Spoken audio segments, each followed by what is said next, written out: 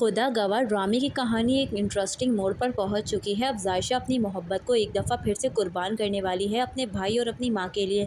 Rafe जो ये चाहता है कि अगर जायशा इस घर में रहेगी तो वो अरीशा को लेकर हमेशा के लिए यहाँ से चला जाएगा, जो कि उसकी माँ बर्दाश्त नहीं कर पाती।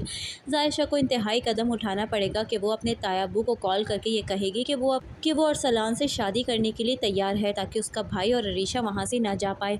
यहाँ पर जायशा जो कि अजीब खिलौना बनी हुई है, कभी तो वो अरसलान से शादी करने के लिए मना कर देती है और कभी तो अरसलान से शादी करने के लिए हाँ कर देती है अपने भाई की वजह से। उसे कम अपने भाई से बात तो करनी चाहिए थी, क्या पता उसका भाई उसकी बात मान लेता, लेकिन वो अपनी मोहब्बत को सूली चढ़ा देती है और तायब्बू को अरसलान के रिश्ते के लिए हाँ कर देती है, जबकि उसे ऐसा बिल्कुल भी नहीं करना चाहिए था कि वो खुद तायब्बू को कॉल करके इस रिश्ते के लिए हाँ करती, क्योंकि उसकी इज्जत तो 2 टके की रह जाएगी जब यह बात पता चलेगी कि उसने खुद ही अपने तायब्बू को कॉल करके अरसलान से शादी करने के लिए हाँ कर दी है, जबकि वो पहले इनकार कर चुकी थी। खैर, हम ये देखेंगे कि अरीशा की माँ ये चाहती है कि किसी तरह से राफिया और अरीशा को अलग करवा दे, लेकिन वो ये नहीं जानती कि अरीशा के यहाँ एक बहुत बड़ी खुशखबरी आने वाली है।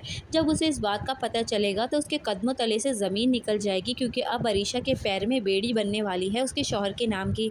वो बिल्कुल भी ऐसा नहीं चाहेगी कि अरीशा और राफे का बच्चा हो जाए, क्योंकि वो तो यही चाहती है कि वो किसी तरह से अरीशा और राफे को अलग करके अरीशा को अपने पास वापस बुला ले। खैर, हम ये देखेंगे सुफियान को थोड़ी देर के लिए खुशियाँ मिली तो थी, लेकिन ये खुशियाँ भी उससे छिन जाती है जब उसे ये बात पता चलती है कि जायशा ने अरसलान के रिश्ते के लिए हाँ कर दी है।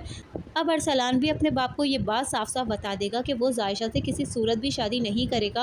हत्ता कि वो जायशा से नफरत तो नहीं करता, लेकिन फिर भी जायशा ने उससे शादी करने के लिए इनकार कर दिया था। अब अरसलान उससे शादी करने के लिए इनकार कर देगा और कहेगा कि मैं जायशा से शादी नहीं कर सकता। वहाँ पर उसकी माँ भी यही चाहती है कि इस घर में ना जायशा आएगी और ना ही फिजा आएगी इस घर में।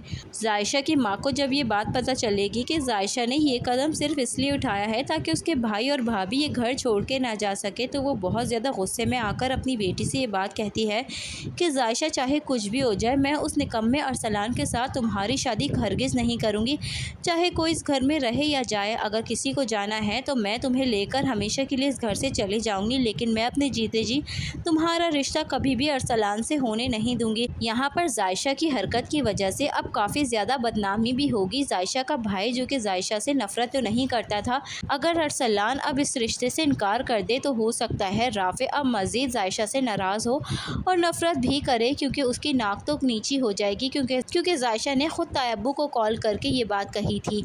यहाँ पर कहानी बहुत ज़्यादा उलझ गई है। जायशा की बेवकूफ़ी की वजह से अब दोनों घरों में बहुत ज़्यादा नाइत्तेफाकी बढ़ जाएगी।